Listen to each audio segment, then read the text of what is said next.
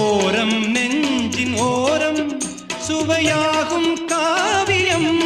ஓரம் நெஞ்சின் ஓரம் சுவையாகும் காவியம்.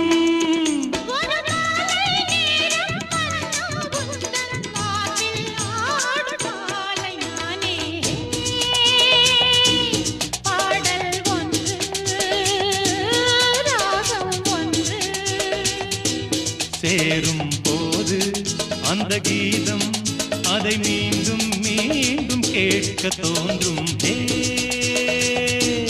பாடல்